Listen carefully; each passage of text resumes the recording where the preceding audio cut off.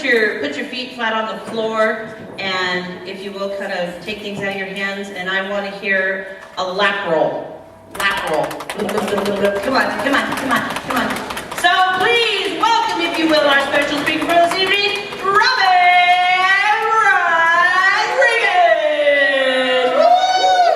Thank you. Wow, okay. That was something. Question, how many of you guys have any idea who I am? People know me? Anybody? Okay, raise your hand if you have no clue who I am. Awesome. You can't raise your hand for both. That's just silly. You don't want to be silly. So my name is Robby. It says on my name tag. It looks a little bit different because I am a refuge leader. That's right. I help out with the high school ministry, so when some of you guys get older, I'll probably see you there, unless I get fired, but we'll see.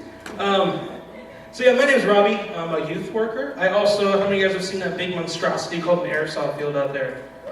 Yes, I'm the guy behind all that, the one who started it all and all that fun stuff. So if you guys like airsoft, come out. It's pretty fun.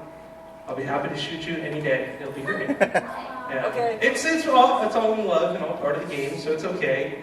Do we have anybody in here that would call themselves geeky? Any geeky people in here? All right, one, two, a few. Nice. How about nerdy? Any nerdy people in here? Nice. I can definitely relate with you guys. I find that I'm a very big, geeky, and nerdy person. I don't mean big like, hey, look at that belly, but, well, maybe. But I'm definitely a big time into nerdy things, into geeky things, into all sorts of weirdness. But let's see, I'm married. Some of you guys might have seen my wife here earlier. She's also big, but not in the fat kind of way, in the pregnant kind of way. Just saying. Don't tell her I said that. And I've also got a little one. His name is Ronan. Maybe you saw him walking around. He's really cute. He's just adorable. He's really funny. You guys ever seen the movie Frozen? Frozen people? Nice. You guys know that song, Let It Go? Let It Go. After you watch the movie, the first song in the credits is Let It Go, right? So the credits were over, and we all watched it the other night. And he comes up to me, and the credits are rolling, the sound is going, and he thinks it's an awesome song. So he gets on my lap and just starts jumping up and down, saying, "Let go, let go." And I'm like, "I'm not holding you." And he's let go. I was like, oh, he's singing the song. Really cute. That was nice. Well, anyway, guys, we're starting a new series tonight here in Wildside. It's called Crossroads-Navigating the Obstacles of Life. That's right, there are definitely obstacles in life. How many of you guys would agree that life is not easy? Hopefully everybody. Yeah, life is definitely not easy. So today we're going to be talking about navigating the crossroads of life, and we're going to be talking about family.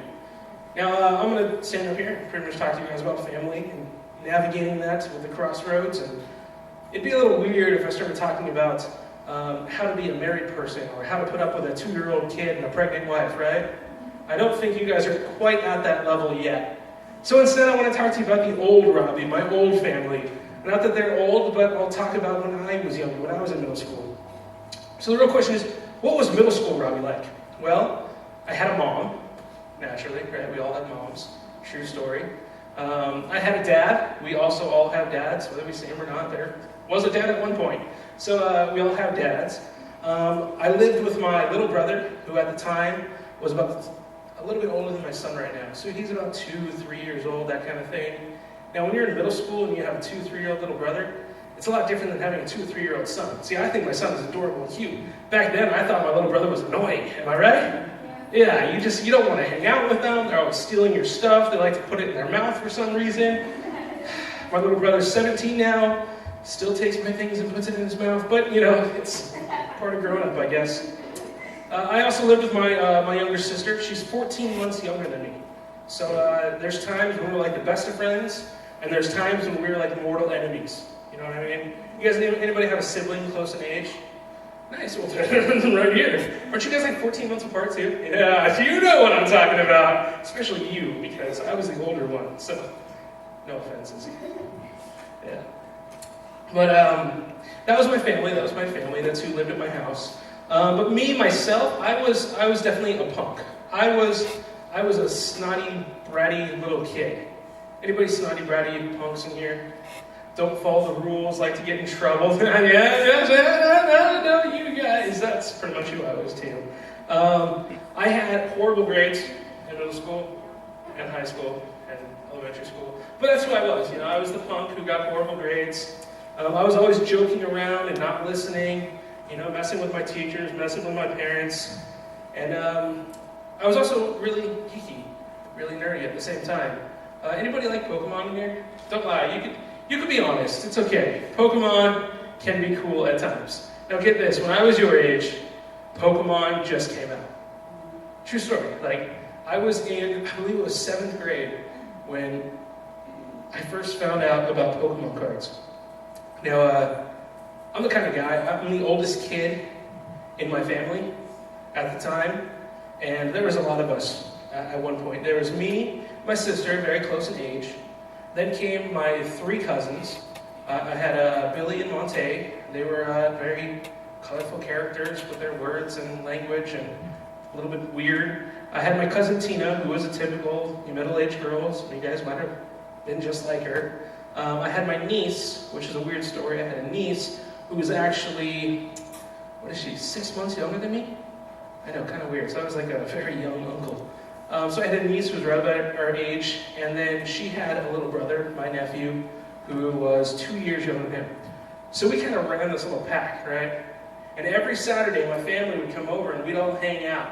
And there was me at the head of them, and then all of them behind me. And whatever I was doing, they wanted to do too. You know what I mean?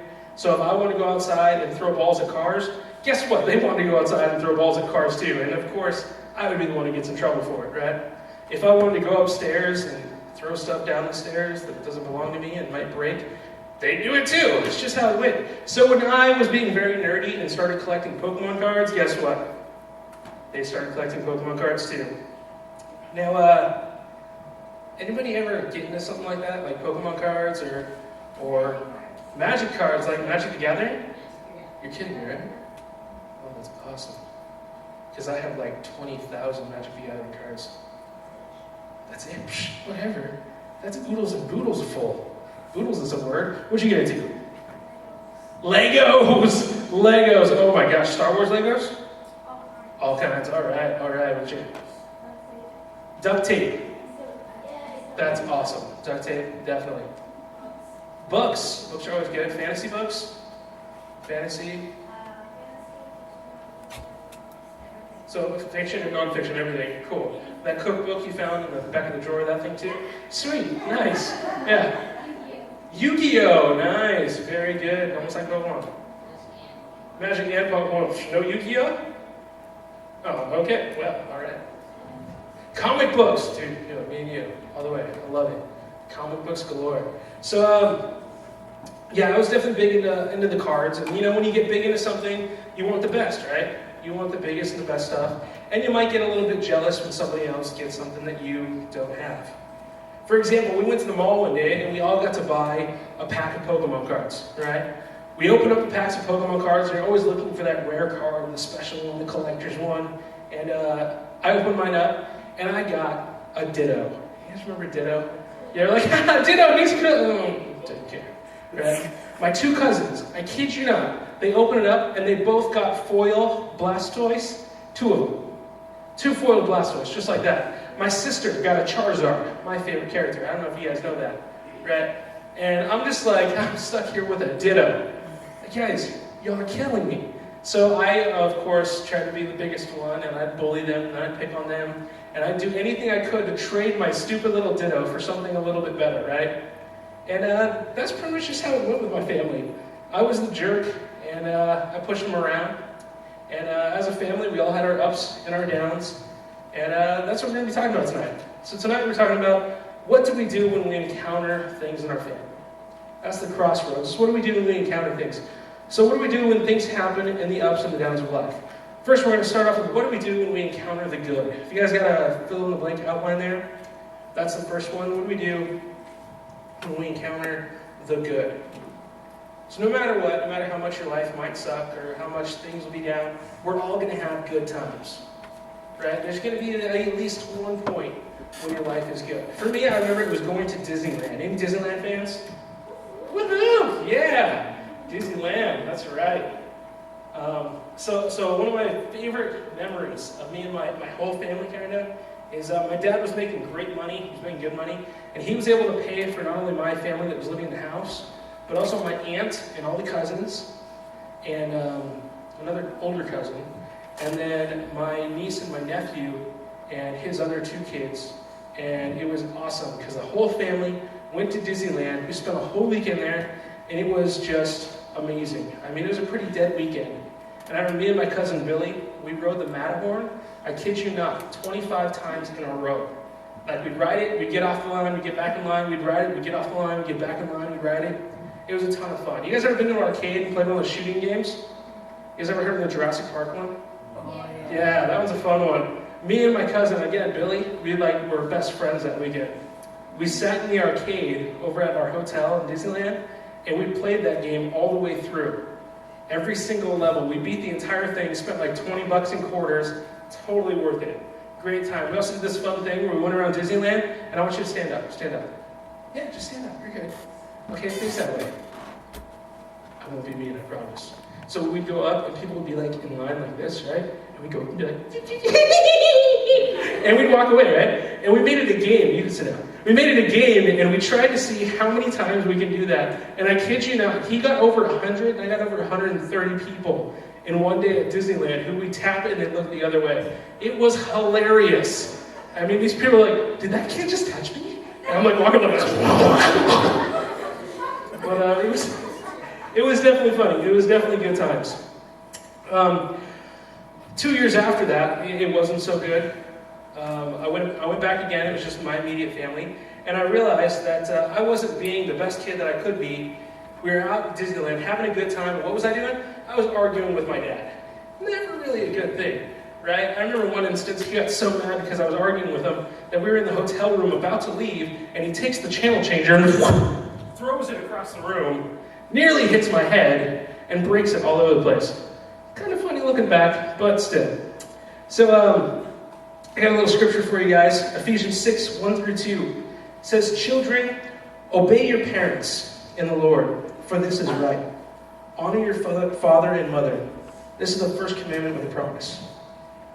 Honor your mother and father. I know if I would have been a good boy that weekend and just listened to my dad, things wouldn't have gotten so bad, right? So if I'd have just listened, things would be great. And the major thing when we're thinking about our family and the good times, we tend to notice that there's a lot of love going on, right? We're respecting each other. So in this good times, always remember to respect each other, okay? But what do we do when we encounter the good? When we encounter the good, we enjoy them and we remember them, okay? What happens when we encounter the good times with our family? We enjoy them and we remember them. There's an outline for you if you guys want to write that down. What is this? Yeah, we enjoy and remember them. Like I said, there might not be some good times in your family, and it's important to be able to look back and remember those good times that you had. Now, as we all know, things in life aren't always fun. They aren't always easy, especially with family. So right now I want to talk about what do we do when we encounter the bad. Now, has anybody ever gotten upset at their parents? Anybody? Yeah, upset at your parents, probably everybody in here. How about anybody ever annoyed by a younger sibling? Or older sibling? Yeah, definitely. It definitely happens. How about anybody ever bugged by a distant relative that you hardly ever see? Those kind of things? Yeah, these are almost the bad times that happen in family. I remember my grandma, we all technically have grandma and grandpa on both sides, right? So my grandpa and my grandma on my father's side passed away when I was like 2 years old, so I never really knew them. My grandpa and my grandma on my mom's side, my grandpa passed away when I was in middle school, but my grandma is still around, and I always remember my grandma. Anybody have any of those sweet old grandmas that's always like baking things and giving you things? Yeah. My grandma was never like that. My grandma, I don't know why, I do not know, but to me she was always a bitter old woman, and it's funny because it really showed. I mean, you think about old grandmas, you're like, oh, old grandmas are nice, they're sweet. Let me give you an example. How many of your grandparents like to give you presents like on Christmas and your birthday? My grandma would always give me $1 for however old I was. Make sense? Yeah, and when I finally turned 18, she gave me $18. I was like, yes, best gift ever. I turned 19, all I get was a card now. That's it, that's my grandma. I know, Christmas is pretty much the same thing, and I don't know if it's me or what, because my sister, the girl, the princess, my mommy's princess, she always got a ton of stuff from my grandma. My little brother, he was the baby, so he always got a ton of stuff. My wife gets more stuff from my grandma than I do nowadays. That's just who my grandma is. And every time I see my grandma, I kid you not, she'll come up, you give a hug, you say hi. She's like, oh, are you gaining weight? Oh. No, Grandma, I've been this way. Thanks. And things like that, like, oh, you should have gotten a haircut. Like, all right, Grandma, maybe I should have. And I mean, every single time I see her, it's just one of those things. I'm just like, there's just some things about certain people where family is just not that good. It gets a little bit irritating, you know what I mean? So continuing and talking about the bad, I found there's 3 different things to talk about when family gets bad, right? The first thing, these are things that you can remember. The first thing, it's on your outline, you can write it down if you want to, but the first thing to remember is to remember that they're not perfect either. My grandma is far from perfect, I'll be honest, especially when it comes to me. Not that nice, a little mean.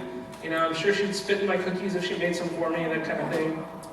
But, we got to remember that our family isn't perfect. They're human just like we are. Am I right? And the truth is, we see our family a lot more than we see our friends or, our distant relatives or just random people. So we really get to see who they really are. You know what I mean? We really see our family for who they are. There's this verse here, Ephesians 6:4. It says, fathers, do not provoke your children to anger, but bring them up in the discipline and instruction of the Lord. This is Paul writing to the church of Ephesus, talking to not only fathers, but parents and grandparents in general. Saying that, hey, don't try to be mean to your kids on purpose. Am I right? My grandma was doing that. It's just what happens. So you got to understand that even though the Bible might say, people might say to do these things, your parents, your family, they're not going to be perfect. So just understand that. The second thing in what happens when our family is bad, when bad things happen in our family, is they might be teaching you. It might be a time that you need discipline, that you need learning. Okay? So check out Proverbs 23:13. It says, do not withhold discipline from a child. If you strike him with a rod, he will not die. Sounds comforting, right? Yeah. So I'll be honest, there's definitely times in our life when we need some discipline. I was definitely a punk growing up. I definitely needed discipline badly. The sad thing is I was never really grounded. I was never really disciplined. That's why I got to be such a punk growing up in middle school and high school. And my dad, he was very threatening at times. He'd threaten me with, I'm going to ground you, I'm going to take this away, I'm going to take that away.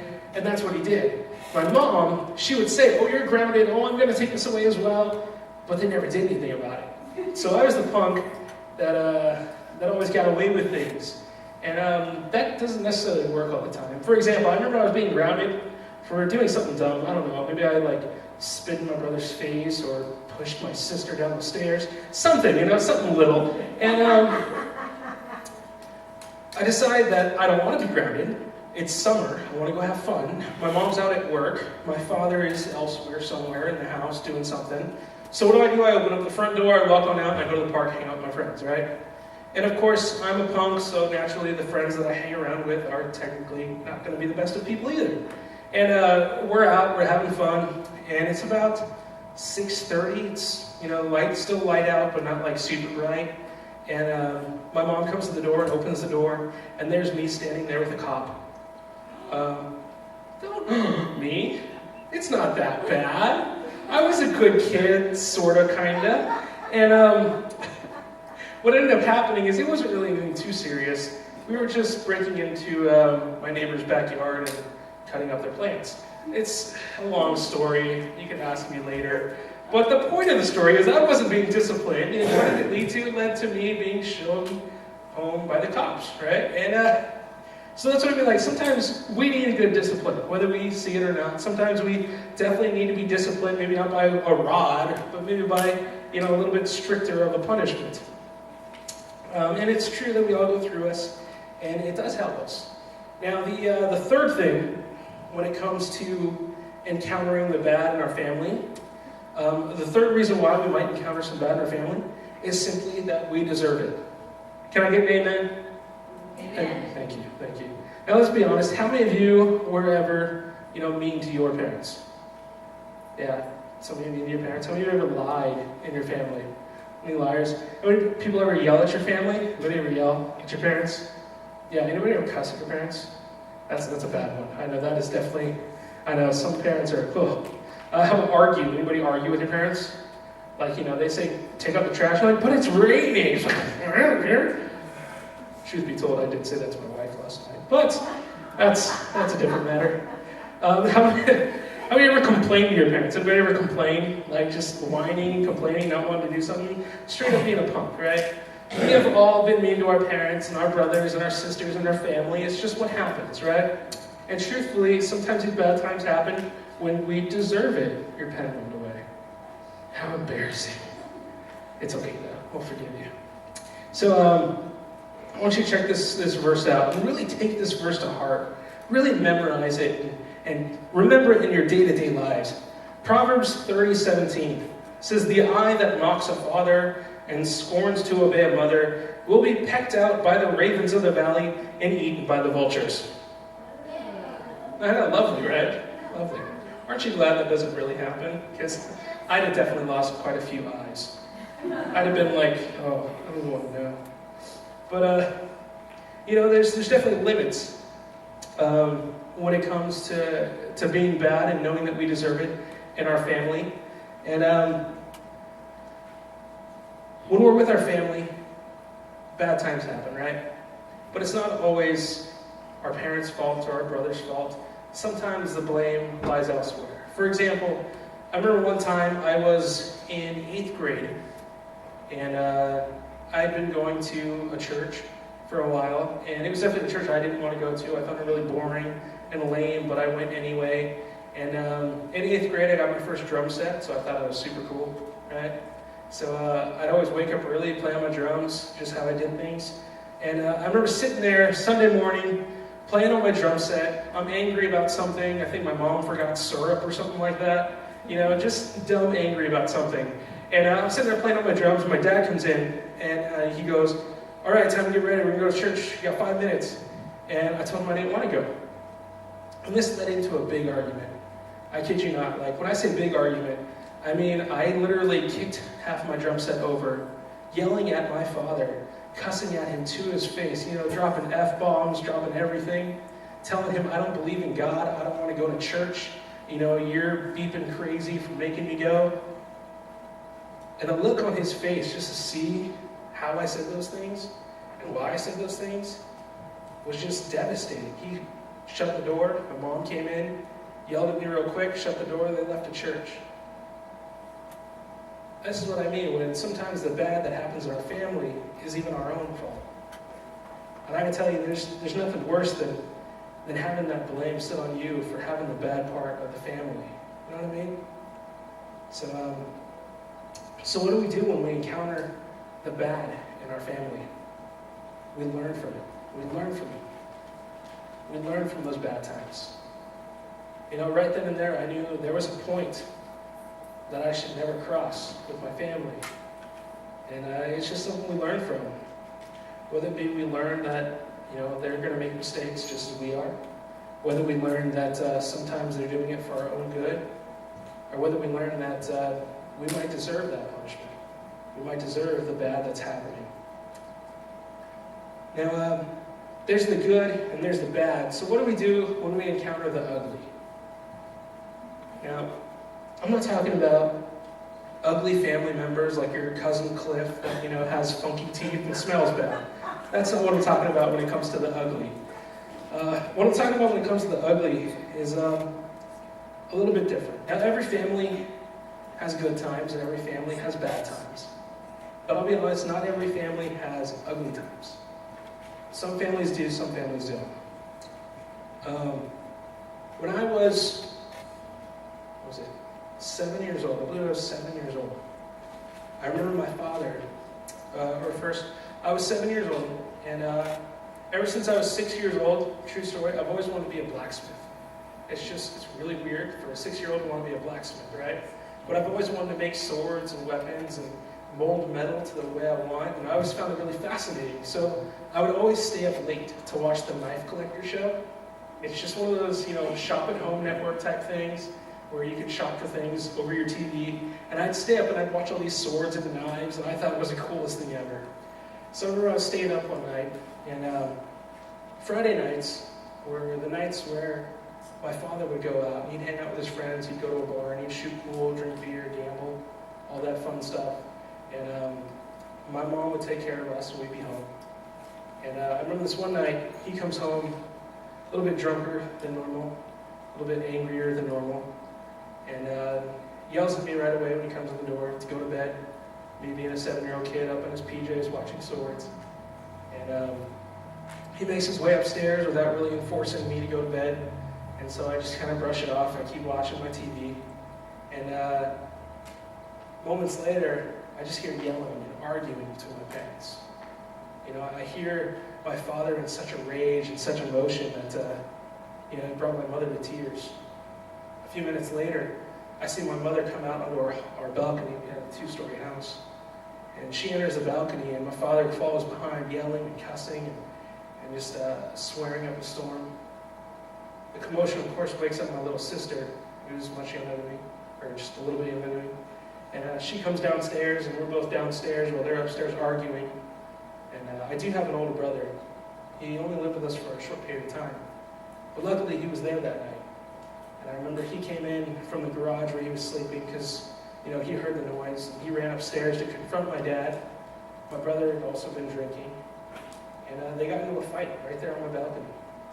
And I mean, a full-on throwing each other up against the wall, almost breaking the banister, punches being thrown. My father was not a big guy, but he was a boxer. He was in the Army. My older brother was a Golden Glove winner, a boxer, a good athlete, and they knew how to fight. It was scary. So a 7-year-old me, a 6-year-old sister being comforted by my mom, watching this happen was an ugly time. It led to my father being knocked out and unconscious to where he wasn't breathing and blood was going everywhere. The ambulance was called, the police were called, and we had our family, our distant family who lived a few cities over, come over. This whole thing started about 10 o'clock at night. Didn't get over until about 4 in the morning. With the cops finally leaving our house, our dad finally being able to come home. It was an ugly time. And this is the ugly side of family. Not every family has it. But most of the times, the ugly side comes from abuse. And there's many different types of abuse. There's sexual abuse, there's physical abuse, there's verbal abuse, there's emotional abuse. And many people have it better than me, have it worse than I had when I was your age. Some of you guys might have it worse right now than I ever did.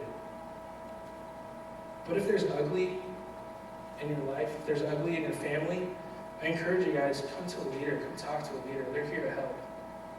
They want to help you through these things. But us personally, what can we do when we encounter the ugly in our family? I found 2 things. The first is you got to pray in the ugly times. And when they're over, you got to learn to forgive. Now, looking back, I can tell you that I forgave my father. Me and my dad are great. I've forgiven him, and we're the best of friends right now. Before I moved up here, before I got married, I stayed living at home. I moved out for a little bit, went back home, and I was 21, 22, and me and my dad were the best of friends. We'd stay up late, we'd watch our, dumb sci-fi TV shows, and we'd have fun, and it all came because of that forgiveness that was there. Now, there is ups and downs in family. There's good, there's bad, there's ugly.